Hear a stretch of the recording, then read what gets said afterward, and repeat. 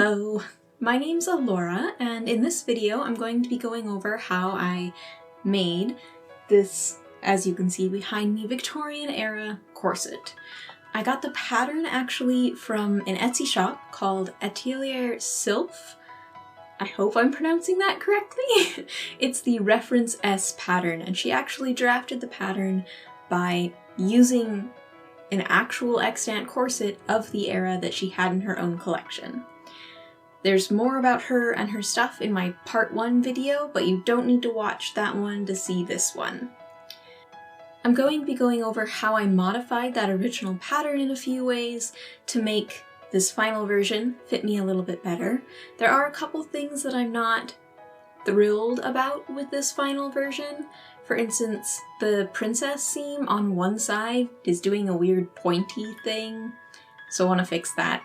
But other than that, it fits me really well. Now, I did want to note that I increased the waist measurement. It's originally about 23.5 inches.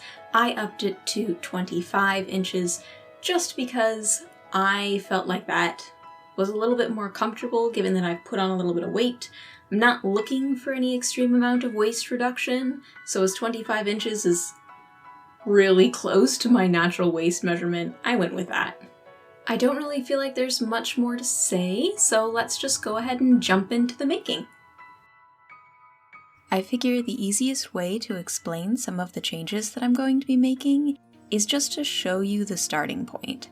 Now, this is the first mock-up, and one of the biggest changes I'm going to be making is actually removing 1.5 inches off of the bottom front where it hits my thighs. You can see where the chalk line disappears as it approaches the hip. Another problem was that the bottom edge at the front was too large, so it gave me more room for a belly than what I actually needed. So I did actually take this panel in about 1/4 inch on either side of the seam. This didn't really impact the hip measurement of the garment because the point of which I was reducing the volume was below the hip line on the corset. I know I mentioned on my part 1 video that I was going to increase the volume in the back on this bottom edge. However, I also went back and looked at the footage of that, and it appears that I over-tightened the bottom edge. So the edges were overlapping, and when I tried it on again with the edges not overlapping, what I found was actually that the bottom half on the back fit beautifully, and nothing actually needed to be changed. However, there was a little bit too much space on the back. Now, this space was from the area that actually comes up above the armpit on the back, so I can remove a little bit there without it impacting the measurement around the bust, and you can see how it slowly gains height going around towards the back. And it seems that the original owner of this corset had a larger ribcage than me, so these panels in the back are larger to provide more space for larger ribs. So I removed about 1/4 inch in the seams up here from either side just to kind of make that fit a little bit more against my skin instead of bowing away from it. Okay, so let's look at the actual pattern pieces now. And what we have here is actually the same image that you can find on the Etsy shop. I'm not going to show you the other pieces because if you're that interested, I recommend you just go buy the pattern. But I will show you how I modified these first 3 panels, which are the 3 with the biggest modifications in them. The first thing, the obvious change, is how I removed that 1.5 inches from the bottom and added it at the top.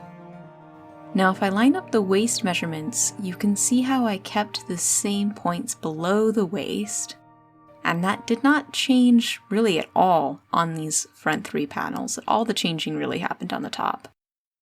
In the first panel, I just followed that line going up. As it's a perfectly straight line, I just elongated it a little bit. That did increase the volume at the bust, very slightly, but not enough to actually worry about. In the second panel, I made a couple more changes. This is where I took out the space where originally the bust expansion was.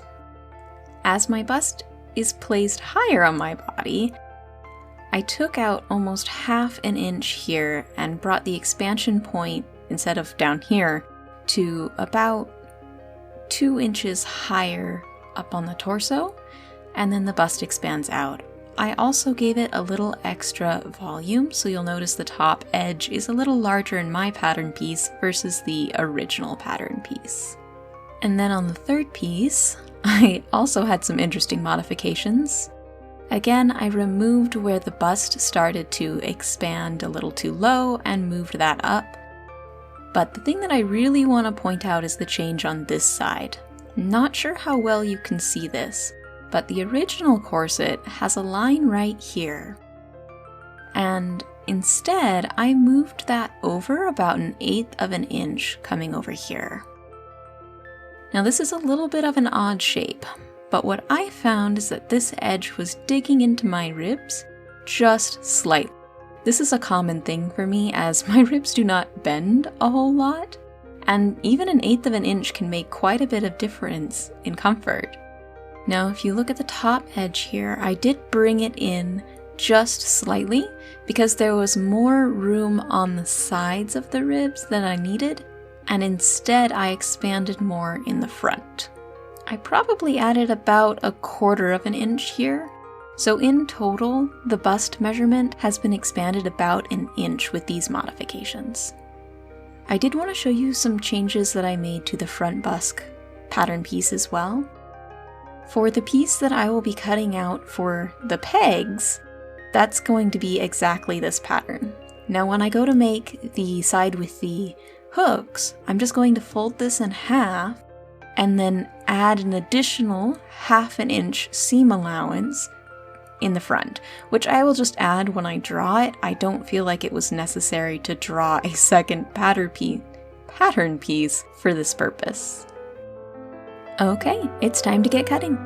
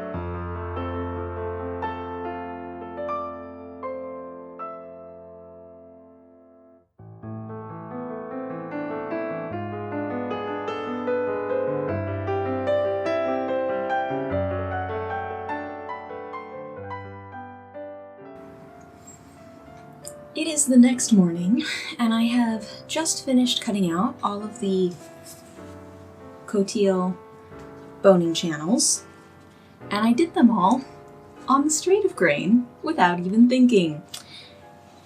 And I'm not sure if that's going to be a mistake or not, because while most of them do actually follow the grain of the pattern pieces, some of them do not, and I'm wondering if I should have cut them out following the grain of the pattern piece instead of the grain of the fabric. Probably. But you know what? We'll find out if I regret my life choices later. Because for now, I have tea.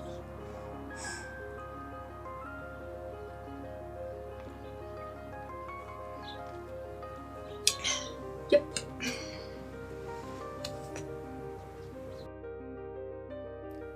Now that everything is cut out, it is time to start putting the pattern pieces actually together. And to do this, I'm going to start with the front and the back pieces. And I know I originally thought I would need to extend the length of the back pieces. However, I looked back at the photos of the original and the pattern pieces, and it turns out that the boning isn't supposed to go to the very top edge. The boning is actually supposed to stop a little bit below. So I have these shorter pieces of flat steel that stop at about the correct height, so I'm actually going to use them instead. Now you can see here this top edge is slightly different, and that is because the seam allowance on this side is longer than the seam allowance on this side, and the opposite is true of the piece underneath. That is because they're supposed to be on different sides. So you'll make more sense of that in a second. And then here you can see how I've modified the pattern piece for the pegs and the hooks.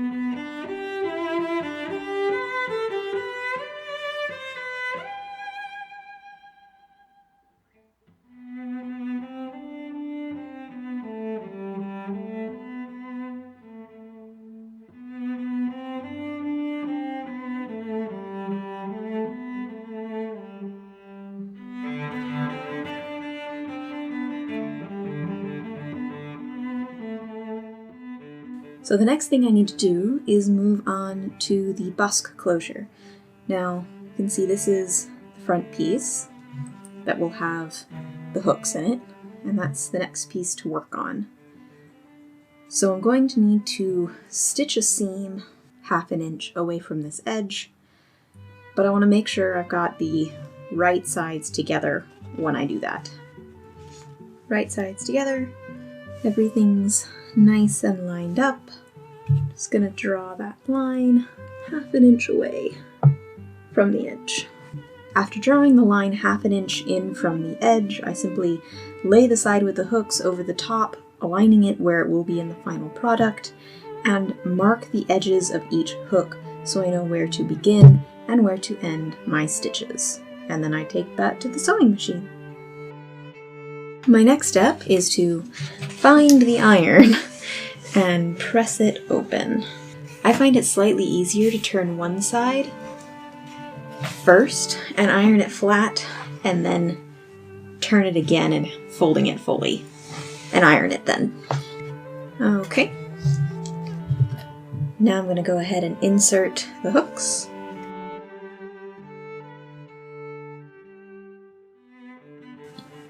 Beautiful. Before inserting the pegs, I'm going to finish up this panel on the machine. I'm exchanging my standard foot for a zipper foot just to make sure I can get nice and close to this edge.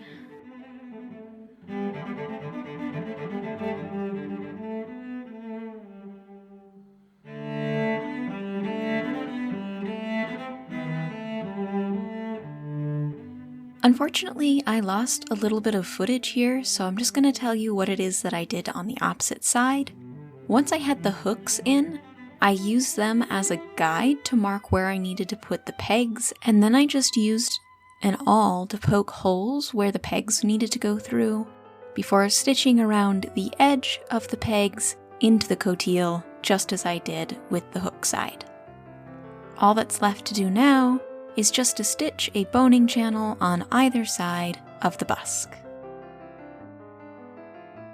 The last thing I did to finish up this panel is actually on the back. I marked where the waistline is, so that when I go to attach the panels on either side, I will have a starting point. And that's it for the busk. I did also mark on the back two pieces where that same waistline would be, as well as marking where the gore is going to be inserted at. And then those pieces are done for now as well. The next thing to work on is putting in all of the boning channels. So I need to mark on all of these pieces where the boning channel needs to go. So I'm just going to overlay the pattern piece on top of the fabric piece and trace with a pencil just on the inside edge of one of these marked lines for where the boning channel will go, so that when I attach the boning channel, I can attach it so that it just covers the edge of the line, so the line won't be visible, but I'll still have a basis of where I need to attach the boning channel at.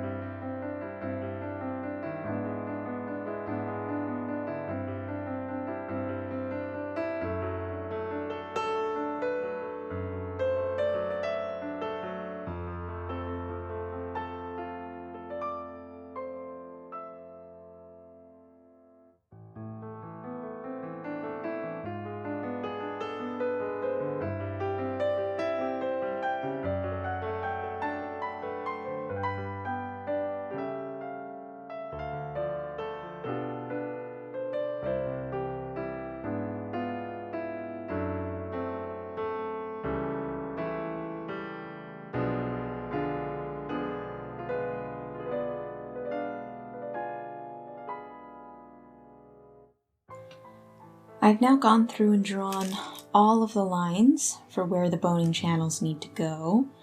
And the other thing I've done is actually mark on the back of each pattern piece where the waistline is going to go as well. Just to make it easier when attaching them, I won't have to mess around with marking things again later. I also marked on all of the panels that will be having gores inserted in them where that gore is going to go. So the next thing to do before I can insert those gores is actually attach all of those boning channels. So let's get to it.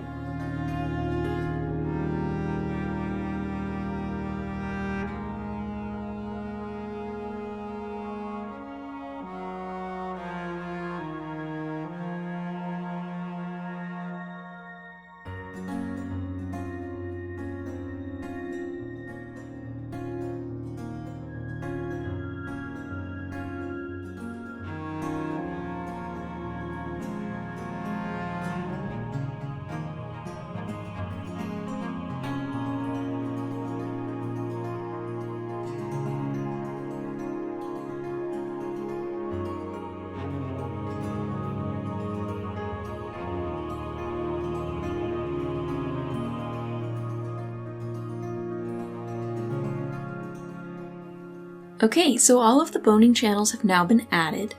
The only thing left to do before I can assemble it is to insert the gores.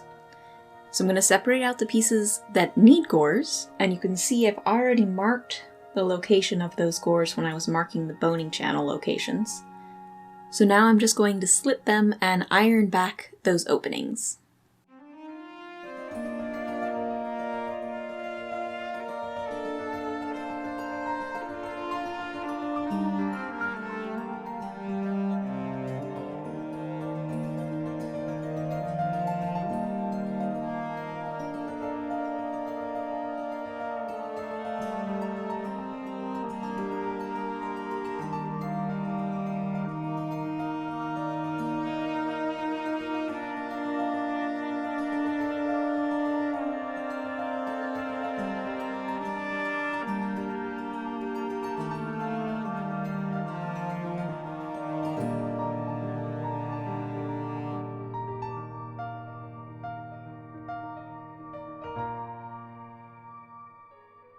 Now what I'm doing on the back 2 panels is actually marking out the lines where I'm going to fold in advance, and then I'm just going to cut out that section on the back portion of the piece. This is just so when I iron back that fold, I don't have any extra bulk in there from the second layer.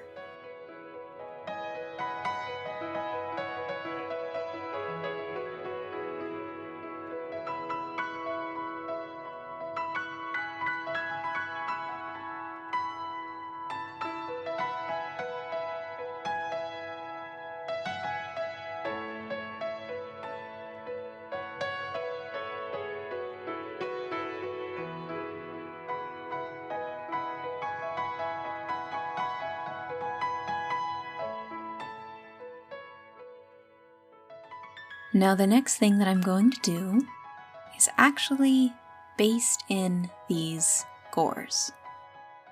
I know I haven't been doing a lot of basting throughout this whole process, and that has a lot to do with how thick and stiff this coutil is, and it's just not very useful with this particular material. Were I to be using something thinner or silkier or a slipperier fashion fabric to go on top, I would definitely be doing a lot more basting and pinning than what you've seen me do so far.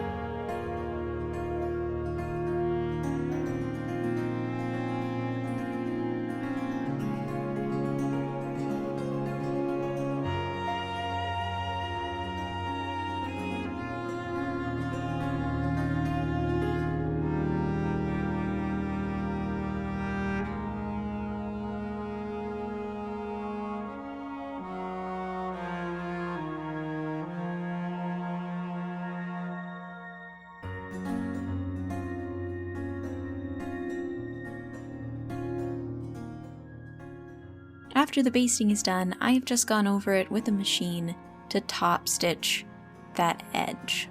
Now I'm going to go through and actually remove those basting stitches before I finish up those gores.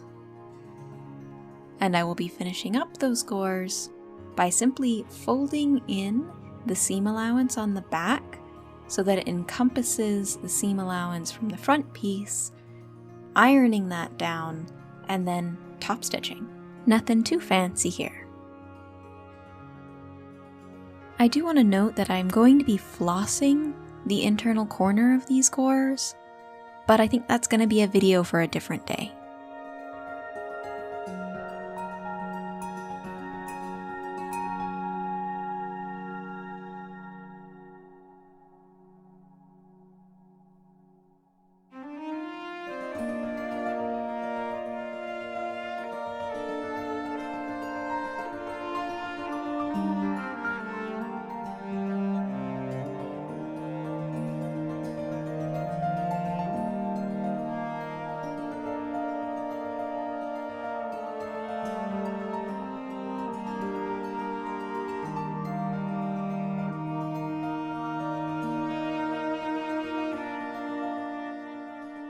And now that I have top stitched all of those down, it is finally time to begin assembling. So I'm going to take one side of the busk to be my starting panel, and this piece I'm actually going to have to cut down the edge of first. I have given this a wide edge, and that's because it's supposed to kind of curl over the edge of the piece that's going to sit next to it. But to reduce bulk, first I want to go through and trim off 1/4 of an inch from the top layer. Once that's done, I need to find the pattern piece that comes next, and I'm just going to line those up at the waist and use a pin to make sure that I have definitely got that waist measurement right where it is supposed to be. Then I can just go ahead and pin down the rest of the garment. Once it's been stitched, I just iron it back so that the front is nice and smooth. I trim off the little excess where needed, and then I flip it over, and I do that same thing that I did on the Gores by turning the seam allowance, the longer seam allowance, over the shorter seam allowance to kind of encapsulate it. And then I take it to the machine and top stitch. When I did this top stitching, I actually inserted the waist tape. That way I stitched over both the seam allowance and the waist tape. It's really important here to make sure that that waist tape is in alignment with that waistline on the other piece, just so that it continues to lay flat as you connect more and more pieces. Now I'll walk you through this one more time. I find my next piece in the pattern, I align the waist points, and I pin the edges down where they need to be. And it's actually a little easier to pin from the waist to one side, and then stitch, and then pin from the waist to the other side and stitch. I also found it useful to use a ruler when doing this, simply because I know that the seam allowance for one side is 1/4 of an inch larger than the other side, so just to make sure everything is lined up where it needs to be, the ruler makes life that much easier. After that's been stitched, again I just press open, and I am using this lovely little hand iron here. I think it's technically used for quilting, but boy do I love it when it comes to corsets because it's so much easier than dealing with a large iron. This just works so nicely, and you can see how lovely this shape is coming together already. Now again, you can see when I stitched down the waist tape, I made sure that it was again in alignment with that waistline. So now when I roll that edge of the seam allowance over, and then I go to top stitch it, I'm just going to top stitch right over that waist tape as well to give it some additional security in there. And just as with ironing on the front, I find it a lot easier to work towards the waist rather than working from one side going all the way up the garment. Okay, and now it's time for another trip to the sewing machine. Pinning the waist tape in place can certainly make this a little bit easier so your waist tape doesn't shift on you while sewing.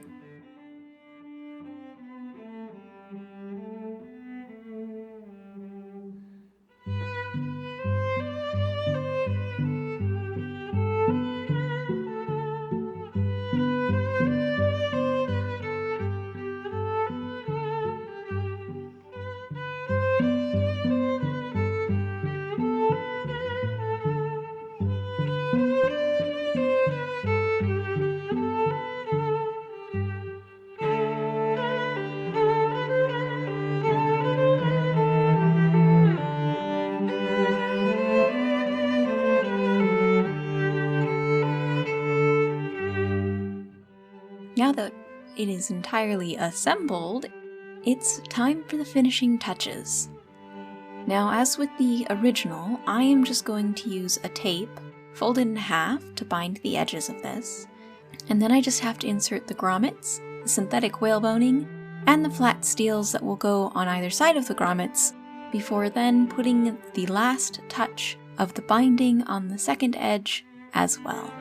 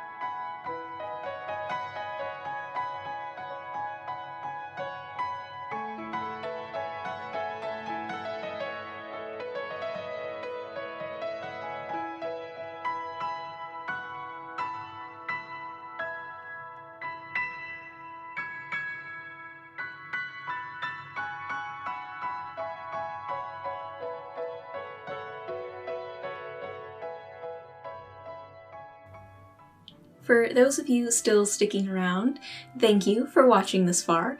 Consider hitting that thumbs up if you liked the video or learned something, and consider also hitting that subscribe button. I come out with a new video every Thursday, so keep an eye potentially if you enjoyed.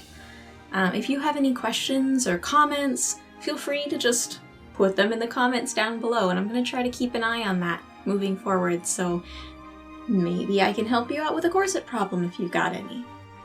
I hope you all enjoyed seeing how I made this corset, and I will see you all in the future.